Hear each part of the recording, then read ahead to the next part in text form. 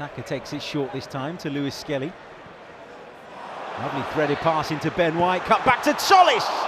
Effort blocked. It was Thomas on the stretch who made the crucial intervention. He's pinched it back for Arsenal. Calafiori's ball inside, finds Havertz! Kai Havertz sweeps it in. Once again, Solis involved. Calafiori's pick out was sensational, and Kai Havertz picked out that bottom corner beautifully. Here's Rice for Arsenal. Uses Ødegaard, who was inside of him. Lovely return pass to Declan Rice. Here's Solis. Low ball across the face, and it comes to Saka! And Arsenal double their lead. Bukayo Saka back among the goals. Another free-flowing move, and Arsenal have their just reward. Here's Declan Rice. Oh, that wasn't far away at all from the England international. It had Carl Rushworth panicking. There's Arsenal's new boy, Ezri Konsa, watching on from the stands. Nice, clever pass that from Rice into Ødegaard. Here's Saka now. Saka finds White, lovely run from him, it's pulled back, and Arsenal have their third. And it's Martin Ødegaard who wheels away in celebration, fresh off the back of his goal in Cardiff at the weekend. He's added another one, and Arsenal extend their lead.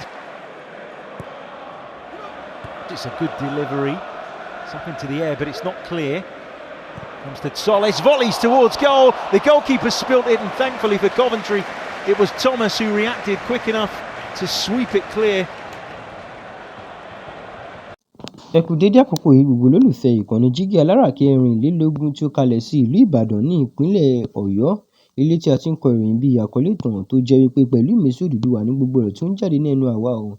Ẹ̀yin olólùgbé wa, ẹ ṣé àdúpẹ́ lọ́wọ́ yín bí ẹ ṣe ń bá wa lọ ní gbogbo ọjọ́ ní gbogbo ìgbà. Ojú tẹsí wá fi ń wò wá kò ní fọ́, etí tẹsí wá fi ń gbé wa kò ní di. Emmanuel Olúwatómọ̀ Ajíbádé ni oníròyìn yín fún jíjí òní. Ìròyìn tí mo mú wá fún yín lónìí ni ìròyìn eré ìdárayá nípa Arsenal tó lu Convetry City tí Frank Lampard ń kọ́ ní àmì ayò 3-0. Ẹ káàbọ̀ sí ìròyìn eré ìdárayá wa. Ìròyìn rèé lẹ́kùnrẹ́rẹ́. Arsenal ti bẹ̀rẹ̀ ìdíje Premier League ọdún tuntun pẹ̀lú ìṣẹ́gun tó lágbára lẹ́yìn tí wọ́n lu Convetry City pẹ̀lú góòlù 3-0 ní Emirates Stadium. Convetry City tí olùkọ́ wọn jẹ́ Frank Lampard wá sí eré náà pẹ̀lú ìfẹ́ láti bẹ̀rẹ̀ ìgbà tuntun wọn dáadáa, ṣùgbọ́n Arsenal fi hàn pé wọ́n ti múra sílẹ̀ dáadáa fún ìdíje náà.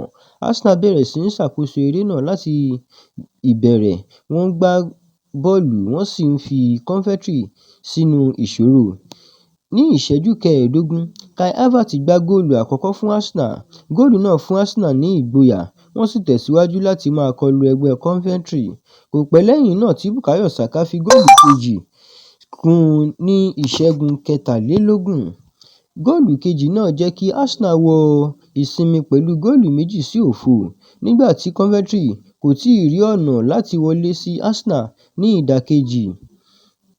Arsenal kò dín ìsapá wọn kù. Ní ìṣẹ́jú 69, balógun ẹgbẹ́ Arsenal Martin Ødegaard gbá góòlù kẹta, èyí sì mú kí ìdíje náà di Arsenal 3, Convetry City 0. Arsenal ń bá a lọ láti ṣàkóso eré náà nígbà tí Convetry ń gbìyànjú láti gbá góòlù kan, ṣùgbọ́n wọn kò lè ṣeé ṣe. Arsenal sì gbà wọ́n láàyè. Ẹgbẹ́ Arsenal fi ààbò tó dára hàn, wọ́n sì dá àwọn ìgbìyànjú Convetry dúró. Ọ̀kan lára àwọn tó ṣe dáadáa fún Arsenal ni Christos Solis, ẹni tí ó ṣe ipa pàtàkì fún àwọn ìgbésẹ̀ tó yọrí sí góòlù méjì àkọ́kọ́. Ìṣẹ́gun yìí jẹ́ ìbẹ̀rẹ̀ tó dára fún Arsenal nínú ìsapá wọn láti dáàbò bo àkọlé Premier League wọn fún Frank Lampard àti Convetry City. Ìparí eré náà kò dùn, ṣùgbọ́n wọ́n sì ní ipò eré láti ṣe nínú ìgbà tuntun yìí. Àwọn olólùfẹ́ Arsenal sì ti bẹ̀rẹ̀ sí ń retí pé ẹgbẹ́ wọn lè tún ṣe dáadáa ní Premier League ọdún yìí. Ní ìparí, Arsenal ti fi hàn pé wọ́n wà ní ìmúrasílẹ̀ lẹ́yìn tí wọ́n lu Convetry City pẹ̀lú góòlù 3-0 nínú eré àkọ́kọ́ wọn. Arsenal 3, Convetry City 0. Èyí ni ìròyìn eré ìdárayá wa. Ẹ ṣé fún gbígbọ́ wa.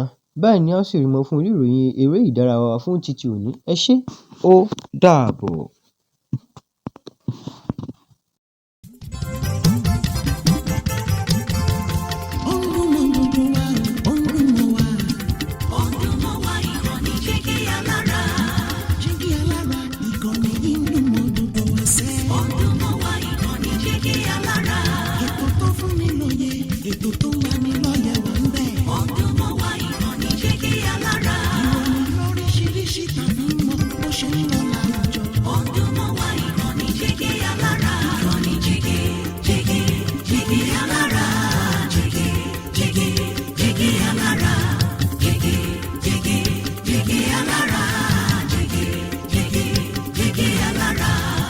Ìkànnì Jígí Alára 24, bàbá